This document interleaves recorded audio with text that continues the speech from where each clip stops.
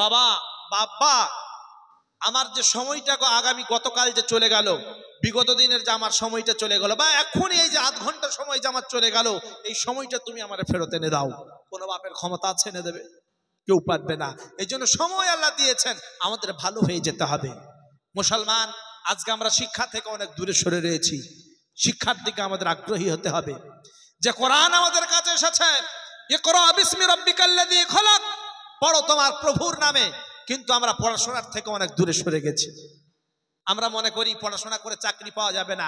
চাকরি নাই পাওয়া যাক, শিক্ষিত হয়েও যদি আপনি ক্ষেত মজুরের কাজ করেন তো আপনার দাম আলাদা হয়ে যাবে। আপনি যদি হালাল ইনকাম করেন, কারণ এই পৃথিবীর জীবন ক্ষণস্থায়ী, বেশি দিনের না। কোন সময় চলে যেতে হবে এটা আল্লাহ পাক জানেন, আর কেউ জানে না। বিশ্বনবী বললেন, কিয়ামতের দিবসের আগে পূর্বে কিছু জিনিস ঘটবে। এই নিদর্শনগুলো যখন দেখবে তখনই জানবে যে কিয়ামত, পৃথিবী শেষ হয়ে যাবে। কিন্তু আমরা নস্ত্রদামুর কথা শুনে বললাম, সে যখন বলেছিল 2012 মানে পৃথিবী ছাড়ো, তারপরে যখন 2012 কিছু হলো না, সে বলল 2016 হবে, এরপরে 2032 এসে সময় দিয়ে দিয়েছে। এইভাবে একটা একটা করে চেঞ্জ করে যাচ্ছে। অথচ বিশ্বনবী বলে দিয়েছেন না, কিয়ামত হবার আগে এই জিনিসগুলো দেখবে।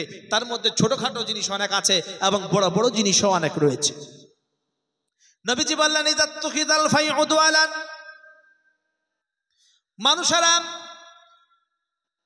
জনগণের মালগুলোকে বাপুতি সম্পদ মনে করে ব্যবহার করবে। এটা এখন আসে নাই না?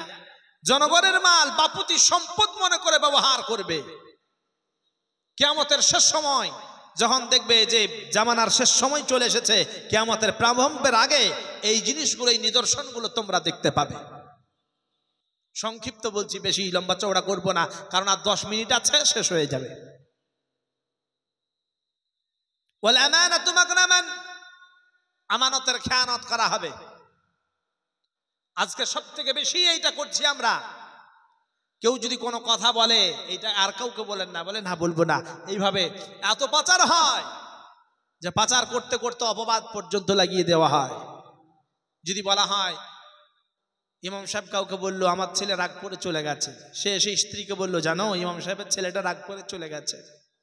ও তারপরে বান্ধবীকে বললো, তোকে বলছি কাউকে বলবি না। বললো ঠিক আছে, কি হয়েছে বল। বললো ইমাম সাহেবের ছেলেটা রাগ করে চলে গেছে। সে তার স্বামীকে বলছে, হ্যাঁ গো, ইমাম সাহেবের ছেলেটা তো চলে গেছে। বলে কি করে বলতি কি? মনে হয় কোনো মেয়েকে নিয়ে চলে গেছে। সে আবার একজনকে বললো, সে বললো ইমাম সাহেবের ছেলেটা একটা মেয়ে নিয়ে পালিয়ে গেছে। আস্তে আস্তে এইভাবে অপবাদ পর্যন্ত লেগে যায়। আমানতের খেয়ানত বলতে কি, সব থেকে বড় আমানত আল্লাহ পাক আমাকে দান করেছেন। আল্লাহ বলেন, ইন্নাল্লাহা আশতারা মিনাল মুমিনিনা আনফুসাহুম ওয়া আমওয়ালাহুম বিআন্না লাহুমুল জান্নাহ।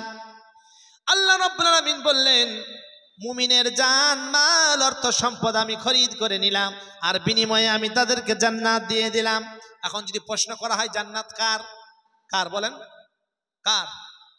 না, আপনাকে আল্লাহ বললেন যে আপনার জান মাল আমি খরিদ করে নিলাম, আর মুমিনকে আমি জান্নাত দিলাম। হ্যাঁ, আপনি যদি মুমিন হন তাহলে জান্নাতের অধিকারী মুমিন হতে হবে। আর আপনার জান মাল এগুলো কার? আল্লাহর। জানও আপনার না, মালও আপনার না। এরপরে কিন্তু আমরা এতটাই আশাবাদী, আমরা শুধু মনে করি দুনিয়া দুনিয়া। এই যে এত সম্পদ কামাই করলাম, যে সম্পদ কামাই করে নাই তার আফসোস হয় কি জানেন? আমি এত সম্পদ কামাই করলাম, এই সম্পদ আমার পরে কে নেবে, এই চিন্তাই তার আর ঘুম আসে না। আবার যে সম্পদ কামাই করতে পারলো না, এই সম্পদ এত কামাই করছি, আগামীকাল থাকবে তো, কামাই করতে করতে ওই টেন্ডার গুলো পাবো তো, এই যে টেনশন আল্লাহ পাক দিয়ে দেবেন যে দুনিয়ার পেছনে ছুটবে। আর যে মনে করবে এই অর্থ সম্পদ কিচ্ছু না, এর হক আদায় করবে, ওয়াল্লাযীনা ফি আমওয়ালিহিম হাক্কুম মালুমুন লিসাইলি ওয়াল মাহরুম, ইয়তীম মিসকিন গরীব দুঃখী, তাদের একটা হক রয়েছে বিত্তশীলদের অর্থতে। যদি সেগুলো সে আদায় করে, তাহলেই দেখবেন সমাজ আর দুঃখ বলে কিছু থাকবে না, সমাজে সকলেই স্বাবলম্বী হয়ে যেতে পারবে। ইসলামের শিক্ষা দিয়েছে, কিন্তু আমরা অনেক দূরে সরে গেছি। অহংকারে এক শ্রেণী বসবাস করে, অথচ আল্লাহ বললেন, ওয়ালা তামশি ফিল আরদি মারহান ইন্নাল্লাহা লা ইউহিব্বু মান কানা মুখতালান ফখুরা। দুনিয়ার জমিনে অহংকার করে চলো না, দম্ভ করে চলো না। আমি আল্লাহ দাম্ভিক অহংকারীদেরকে পছন্দ করি না। ওয়া যাকাতু মাগরামান, শেষ জামানায় মানুষ হবে যাকাতকে আদায় করবে না, যাকাত আদায় করতে জরিমানা মনে করবে। আমরা মুসলমানরা আজকাল যাকাত আদায় করতে পারি না। ওয়াতুআল্লিমা লিগাইরিদ্দিন, বিশ্বনবী বললেন চিরাচরিত শিক্ষার দিকে মানুষেরা ধাবিত হবে, ইলমে শিক্ষা থেকে অনেক দূরে সরে যাবে। আজকে মুসলমানের ছেলে নবীজিকে এইটা জানে না, নামাজ কত ওয়াক্তের এইটাও জানে না। আপনাদের এখানে তো সবাই নামাজ পড়ে নাকি বলেন? হ্যাঁ, মুসলমানের ছেলে যদি জিজ্ঞাসা করা হয় নামাজ কত ওয়াক্তের, বলতে পারে না। তো সংক্ষিপ্ত একটা ছোট্ট গল্প বলি, তাহলে এক্সাম্পল দিলে বুঝতে পারবেন যে মুসলমানদের ছেলেদের অবস্থা কি। গ্রামে একজন পীর সাহেব আসে, তো সকলেই দাওয়াত দেওয়ার জন্য বলে যে আমি খাওয়াবো, আমি খাওয়াবো, আমি খাওয়াবো। সকলেই কিন্তু লাইন পাই না, ঠিক শুক্রবারে আসে। তো 1 বছর পরে লাইন পেয়েছে সাকিনা। তবরেজারিকে বলল যে আমি তো আগামী সপ্তাহে পেয়েছি শুক্রবারে, তাহলে বাড়িতে খাওয়ান দাওয়ানের ব্যবস্থা করতে হবে, সব কিছু বাজার ঘাট করে নিয়ে আসো। সব করে নিয়ে আসলো। ইমাম সাহেবকে সঙ্গে নিয়ে শুক্রবারে জুমার নামাজ পড়ে তবরেজালির বাড়িতে যখন পীর সাহেব আসছে, তবরেজালি দেখলো যে আগিনাই দাঁড়িয়ে রয়েছে। পীর সাহেব দাঁড়িয়ে থাকা দেখে বললো, তবরেজালি দাঁড়িয়ে নামাজ পড়েছ? বললো হ্যাঁ। বললো তুমি নামাজ পড়ো? বলে হ্যাঁ হুজুর নামাজ পড়ি। আচ্ছা বলো তো নামাজ কত ওয়াক্তের? এ তখন আমতা আমতা করছে, স্ত্রীর দিকে তাকাচ্ছে। কারণ আমাদের এখানে তো মহিলারা মক্তবে যায়, কিন্তু বেড়া ছেলেরা এরা তো যেতেই চাই না। কি বলেন? আমরা মনে করি মেয়েদেরকে একটু কোরআন টোরআন শিখাতে হবে, কারণ অন্য জায়গায় বিয়ে দেবো তো লোকেরা যেন বলে যে হ্যাঁ ওই মেয়েটা কোরআন পড়তে পারে, নামাজ পড়ে, ভালো জ্ঞান রাখে, ইলমিয়াত আছে। এই জন্য নাম নেওয়ার কারণে, আল্লাহর জন্য না, ভালো করে বিয়ে দেওয়ার জন্য। এই উদ্দেশ্য খারাপ, ভালো না। আজকে যদি দিন থাকতো সমাজ গঠন করতে পারতাম। আমার ভাইরা, তবরেজালিকে যখন জিজ্ঞাসা করছি, স্ত্রীর দিকে তাকাচ্ছে। স্ত্রী কিছু একটা ভাত ছিল কড়াইয়ে, ও কড়াইয়ের দিকে তাকাচ্ছে, যদি পুড়ে যায় তাহলে তো পিসাবের সামনে দিতে পারবো না, এই জন্য কড়ার দিকে তাকায়। আর একবার করে তবরেজালির দিকে তাকায়। তবরেজালি যদি না বলতে পারে তাহলে সেও তো অপমানিত হয়ে যাবে, সুতরাং তাকেও তো তাচ্ছিল্য করা যাবে না। একবারের দিকে তাকায়, একবারের দিকে তাকায়। আর তবরেজালি আস্তে আস্তে একবার করে তাকায়, আর পীর সাহেবের দিকে তাকায়, দেখে নিচ্ছে না তো। আর স্ত্রী এইভাবে দেখায় 5 5, এইভাবে দেখায় 5 5, এইভাবে দেখায়। আর হাতটা গুটিয়ে নেই তাড়াতাড়ি করে। ও চুপচাপ থাকে, বলতেই পারে না, এরকম করে দেখে। অবশেষে রেগে গিয়ে বলে উলা উঠে বলতে পারছো না, 5 5 5, এইরকম করে। তবরেজালি আগে এইরকম করে গুনেছিল, দেখেছিল একবার করে যে 5 5 করে 5 6 বার দেখিয়েছে, ও 6 বার গুনেছে। তো 5 6 কত হয়? 30। আবার যখন এইরকম করে রেগে 5 বার কি 6 বার এরকম করে হাতটা নেড়েছে, তখন আবার হয়ে গেল 30। তো 30 30 কত? 60। এখন পীর সাহেবকে বলছে হুজুর আমরা তো গরিব মানুষ, খেটে খাই, আমাদের আর কত ওয়াক্তের নামাজ হবে? ওই 60 ওয়াক্তের। বলো নিমক হারাম, বদমাস, মিথ্যুক। কারণ বিশ্বনবী বলছেন একজন মুমিন অন্য কিছু করতে পারে কিন্তু মিথ্যুক হতে পারে না। একটা মুমিন কাপুরুষ হতে পারে, একটা মুমিন হয়তো কৃপণও হয়ে যেতে পারে, যদিও ইসলামে এটা বৈধ নয়, এরপরেও যদি কৃপণ হয়ে যায়, কিন্তু মিথ্যুক কোনোদিনও হতে পারে না। তুমি মিথ্যুক, তোমার ঘরে খাবার আমি খাবো না, এই বলে সে বিদায় নিয়ে চলে যাচ্ছে। এখন স্বামী স্ত্রী ঝগড়া। সাকিন এসেই বলো তোমার জন্য যত সব এই সমস্ত জিনিসগুলো নষ্ট হলো। আমি এতদিনে আমার শখ যে পীর সাহেবকে আমি খাওয়াবো, আজকে তুমি বলতে পারলে না, বলে দেখো পীর সাহেব চলে গেল। এতবার বলি নামাজ পড়ো, পড়ো না তো। বলে আরে পাগলি, আমার জন্য গেল, কে বলেছে তোকে? বলে তুমি আমি বারবার বলছি যে 5 বলো 5 বলো, বুঝতে পারলে না? বলে দূর পাগলি কথাকার, আমি 60 বলেছি, পীর সাহেব তাতে রাজি হয় নাই, আর তোর 5-এ রাজি হতো? এত বলেছি তাতে রাজি হয় নাই। তো মুসলমানের অবস্থা তো এইরকম, উপর দিকে থুপ ফেললে নিজেদের গালে পড়ে। সেজন্য আমাদের নবীজি সাল্লাল্লাহু আলাইহি ওয়াসাল্লামকে ফলো করতে হবে, তার আদর্শটা নিতে হবে। কারণ পৃথিবীতে এমন একজন মহামানব এসেছেন নজিরবিহীন, যা আদর্শ দিয়েছেন। আল্লাহ বলেন লাকাদ কানা লাকুম ফি রাসূলিল্লাহি উসওয়াতুন হাসানা। যদি আদর্শ শিক্ষা নিতে হয় রাসূল সাল্লাল্লাহু আলাইহি সাল্লামের জীবন থেকে নাও। আমরা তা না নিয়ে অন্যান্য লোকেদের জীবনী পড়ি, তাদের আমরা কাহিনী পড়ি, তাদের কাছ থেকে আদর্শ নিতে চাই, তাহলে আজকে শান্তি আসবে কোত্থেকে বলেন? ইসলামে হিংসা নাই, ইসলামে মারামারি নাই, কিন্তু আমরা সেগুলোই করি। ইসলামে নেশা নাই, সেগুলো আমরা করি। এজন্য এই জাতির প্রতি আযাব আসছে। আল্লাহ বলেন ওয়াইন তাতাওয়াল্লাউ ইস্তাবদিল কওমান গায়রাকুম সুম্মা লা ইয়াকুনু আমসালাকুম।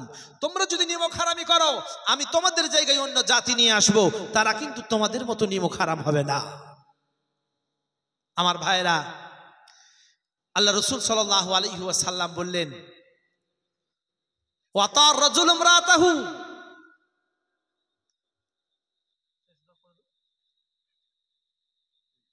ওয়াতার রাজুল ইমরাতাহু। যাই হোক, আর বলছি না, মানে সময় শেষ হয়ে গেছে। তো হ্যাঁ, আর একটা, এটা Nadia knowledge mission secretary Babita মণ্ডলের তরফ থেকে 20 বস্তা সিমেন্ট, ওদের 2 বছর মাত্র এই সেন্টারটা চালু হয়েছে, এবং তাদের যে পরিকল্পনা যে সর্বপ্রথম আমরা কোনো জাতি না, সর্বজাতির জন্য, সর্বমানবের সেবার জন্য অ্যাম্বুলেন্স দেব। আর এখন মসজিদের জন্য তারা 20 বস্তা সিমেন্ট দিচ্ছেন। আল্লাহ তাদের পরিকল্পনাকে কবুল করুন এবং তাদের নিয়তকে পরিপূর্ণ করে তাদের কাজ আগামীতে আরো উন্নত শিখরে পৌঁছিয়ে দিন, বলুন আমিন। কারণ শিক্ষা আমাদের প্রয়োজন আছে, শিক্ষার আমাদের দরকার আছে। আজকে আমাদের ছেলেরাই সব থেকে বেশি শিক্ষা থেকে অনেক দূরে সরে গেছে। সেই জন্য শিক্ষার কেন্দ্রগুলো আমাদেরকে দৃষ্টি দিতে হবে, যাতে করে শিক্ষা কেন্দ্রগুলো উন্নত জায়গায় যায়। তাহলে আমাদের ঘরে সর্বপ্রকার সর্বরকমের ছেলেরা তৈরি হবে, করবেন ইনশাআল্লাহ। দরকার হলে খাবার একবেলা কম খাবেন, কিন্তু ছেলেদেরকে মেয়েদেরকে শিক্ষিত করুন। আল্লাহ পাক আমাদের সকলকে আমল করার তৌফিক দান করুন, বলুন আমিন। আলোচনার বিষয় অন্যান্য ছিল অনেকগুলো, কিন্তু সেদিকে আর আলোচনা করতে পারলাম না। যাই হোক, আল্লাহ যতটুকু বলাই তার বেশি তো বলতেও পারবো না, এটা একটা কথা। যেভাবে আজকের মহফিলটা বসে রয়েছে, অনেক মানুষই দেখলাম, কিন্তু আস্তে আস্তে সবাই চলে গেছিল। আমি তো ফাঁকা মহফিল পেলাম, তাও গুটি খই মানুষ এসে বসলো। কথা তো মনে করেছিলাম কিছু বলবো, কিন্তু সময় অত সংক্ষিপ্ত, কারণ পরীক্ষার একটা সময় চলছে, নষ্ট করা চলবে না। আল্লাহ পাক আমাদের সকলকে কবুল করুন। যতই আপনারা ওয়াজ মহফিল দেন আর যতই শুনুন, যদি আমল না করা হয় কোনো কাজে আসবে না। একটা কথা বলে আমি দোয়া করে দেবো। কথাটা হলো, দেখেন, সুকুমার রায় বলে একটা কবি ছিলেন, তো তিনি একটা কবিতা লিখেছেন, আমার খুব পছন্দ। আমি যতবার বলি মনে হয় যেন জ্ঞান খোলে। আপনারাও পড়েছেন, কিন্তু আমি যখন বলবো না মনে হবে না সত্যিই তো কথাগুলো কত সুন্দর বলে গেছে। বিদ্যে বোঝাই বাবু মশাই চড়ি শখের বটে,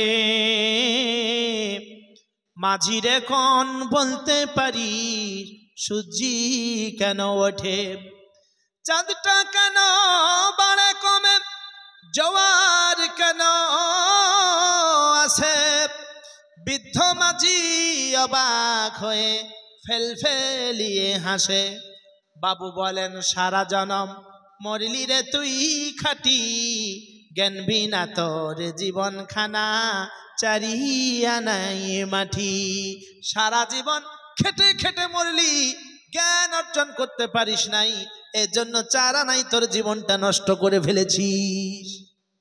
খানিক বাদে কহেন, বাবু বলতো দেখি ভেবে, কেমনে আসে নদীর ধারা পাহাড় হতে নেবে, বলতো কেন লবণ পরা সাগর ভরা পানি, মাঝি সে কয়, আরে মশাই অত কি আর জানি। বাবু বলেন, এই বয়সেও জানিস নেও তাকি, জীবনটা তোর নিহাত খেলো কষ্ট আনাই ফাঁকি। 8 আনাই তোর জীবনটা বেকার হয়ে গেছে, এই বয়সে এইটাও জানিস না। এখন দেখবেন গ্রামে অনেক মানুষ বসবাস করে, মানুষটা বয়স হয়ে গেছে, কিন্তু নর্মালি জীবনযাপন করার কারণে, সাদাসিধে জীবনযাপন করার কারণে লোকটা বয়স্ক, কিন্তু ইয়ং ছেলে, বাচ্চা ছেলে, ছোট ছেলে, ইয়ং ছেলে, এরা বয়স অনেক কম, ওর থেকে অনেক ছোট, এরপরেও নাম ধরে ডাকায় আব্দুল এদিকাই। আপনাদের এখানে মনে হয় নাই? হ্যাঁ, নাই? তাচ্ছিল্য করে ডাকে কেন বলুন তো? সাদাসিধে থাকার জন্য। বিশেষ করে মাদ্রাসার তালিবে ইলমদেরকে তো দেখতেই পারে না, এই এদিকে শোন, এটা করতে পারিস না, অনেক বকাঝকা করে। কিন্তু আল্লাহ বললেন, ইন্নাল্লাহা লা ইউহিব্বুল মুতাদিন, আমি অতিরঞ্জন বাড়াবাড়ি পছন্দ করি না।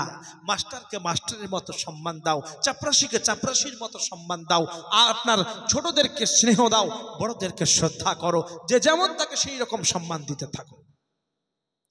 তো কবির মাথাটা দেখেন, যে কবিতাটা লিখেছে, যে বাবু যখন এতগুলো প্রশ্ন করলো, বৃদ্ধ মাঝি যখন উত্তর দিতে পারছে না, তখন তাচ্ছিল্য করে বলছে, খানিক বাদে কহেন বাবু। বলতো ওরে বুড়ো, কেন এমন নীল দেখা যায় আকাশের ওই চূড়ো। বলতো দেখি সূর্য চাঁদে গ্রহণ লাগে কেন, মাঝি সে কয় আমায় কেন লজ্জা দেছেন হেন। বাবু বলেন, বলবো কি আর বলবো তোরে কিতা, দেখছি এখন জীবনটা তোর 12 আনাই বৃথা। তোর তো জীবন 12 আনাই বেকার হয়ে গেছে, তোরে কি বলবো, তোরে বলার কিচ্ছু নাই। এরপর মজার কথা, খানিক বাদে ঝড় উঠেছে, ঢেউ উঠেছে ফুলে, বাবু দেখেন নৌকো খানি ডুবলো বুঝি দোলে। মাঝির এখন কি আপদ, পরে ও ভাই মাঝি, ডুবলো নাকি নৌকো এবার মরবো নাকি আজি। মাঝি সুদাই সাঁতার জানো, মাথা নাড়েন বাবু।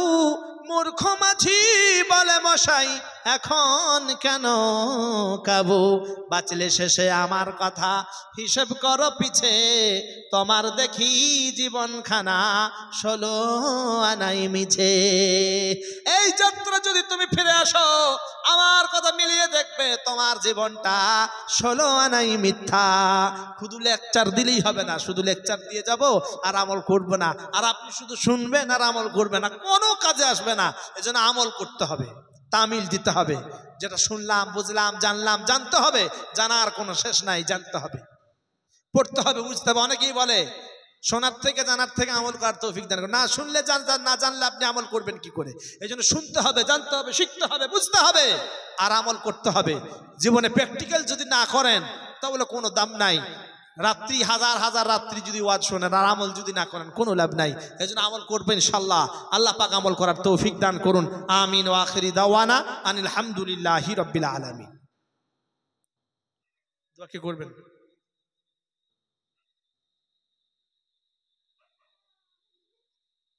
আপনি করবেন তো?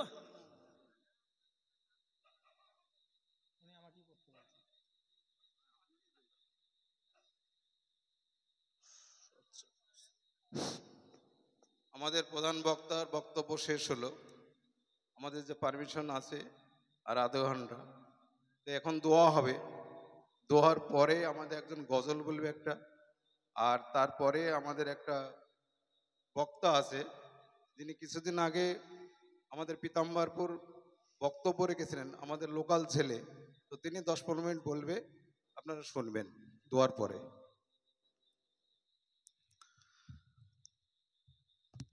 اللهم آمين.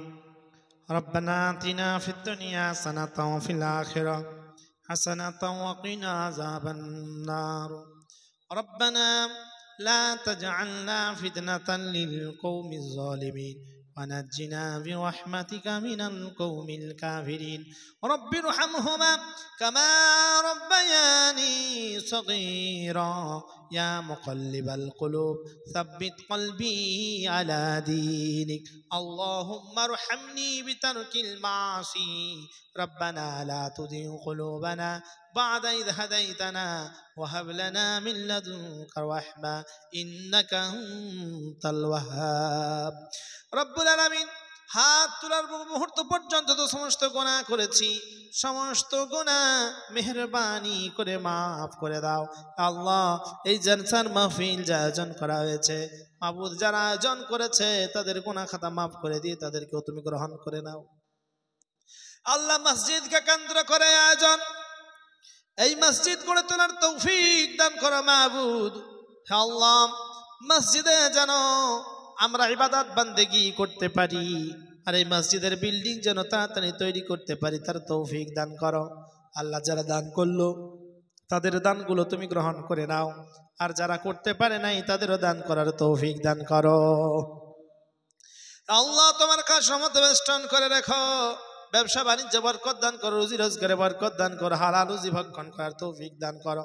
তামাম পৃথিবী ব্যাপী মুসলিম নরনারী যেখানেই রয়েছে আল্লাহ সকলেরই জান মাল ইজ্জতের তুমি হেফাজত করো আল্লাহ। সর্বজাতির সঙ্গে মিল মোহাব্বত ভালোবাসা করে থাকার তৌফিক দান করো রব্বুল আলামিন। তোমার খাস মধ্যে বেষ্টন করে রেখো হে আল্লাহ। আত্মীয় স্বজন যারা চলে গেছে, এই গ্রামবাসী যারা চলে গেছে, তামাম পৃথিবীর মুসলিম নরনারী মুমিন মুমিনাত, খাস করে আমাদের আব্বা জান আম্মা জান আর আত্মীয় স্বজন, তাদের সকলকে জান্নাতুল ফিরদাউস দান করো হে আল্লাহ। আমরা অনেকেই মা পেয়েছি, মায়ের খিদমত করতে পারি নাই, আবার অনেকে মা পাই নাই। যার মা নাই সেই জানে মা কি জিনিস, যার বাপ নাই সে জানে বাপ কি জিনিস হে আল্লাহ। অনেকেই বাড়িতে ফেরত যাওয়ার পরে মায়ের আওয়াজ শুনতে পাবো না, আবার অনেকেই বাড়ির দরওয়াজার যাওয়া মাত্রই মা ডাক দিয়ে বলবে বাবা তুমি আসলে নাকি। আল্লাহ, যার মা নাই সে জানে মা কি নিয়ামত ছিল, যার বাপ নাই সে বোঝে বাপ কি নিয়ামত, বাপ কি জিনিস ছিল। আল্লাহ, অনেকেই অনেক সময় মার বাপের প্রতি বিরক্ত অনুভব করে বলে দিয়েছে বুড়ো মরে না কেন, বুড়ি মরে না কেন। কিন্তু এই মার বাপ মাথার কাছে এসে যখন শরীর অসুস্থ হয়েছে ছেলের, মাথার কাছে এসে বলে আল্লাহ আমার সন্তানকে সুস্থ করে দাও, বিনিময়ে যদি আমাদের প্রাণ নিতে হয় নিয়ে নাও।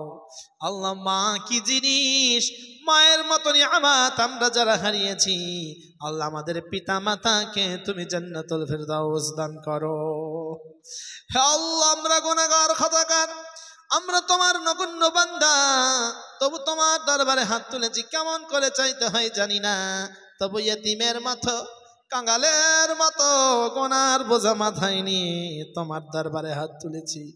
মাবুদ গো, হাত তোলাকে তুমি আমাদের গ্রহণ করে নাও আল্লাহ। তোমার খাস রহমতে বেষ্টন করে রেখো, এই মাহফিলকে তুমি গ্রহণ করে নাও আল্লাহ। মসজিদকে গড়ে তোলার তৌফিক দান করো, যারা খিদমত করছে তাদের তুমি মাবুদ গো সঠিক উপহার দান করো মাবুদ, তাদের মর্যাদা তুমি বাড়িয়ে দাও আল্লাহ। আমাদের সকলের মর্যাদা বাড়িয়ে দিয়ে সকলকে আমালে সালেহ করার তৌফিক দান করো আল্লাহ। আগামীকাল আমার বাংলাদেশ সফর রয়েছে, এই সফরকে তুমি সুন্দর করে দিও মাবুদ গো। মুসাফির অবস্থায় হাত তুলেছি, আমার বাপেরা যারা হাত তুলেছে, আমার ভাইয়েরা যারা হাত তুলেছে, আমার মায়েরা যারা হাত তুলেছে, মাবুদ যত পেরেশানিতে রয়েছে সকল পেরেশানি তুমি দূর করে দাও আল্লাহ।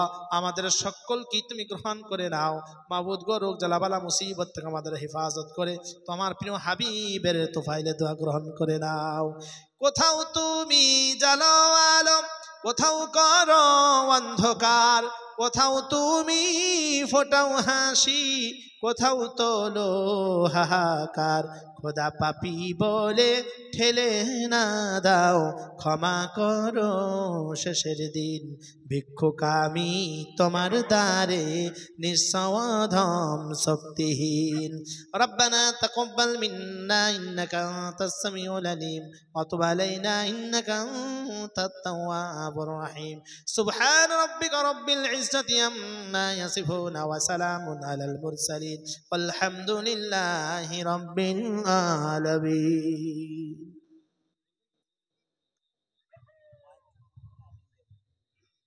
ওই যে ভাই এখানে আবার আসেন।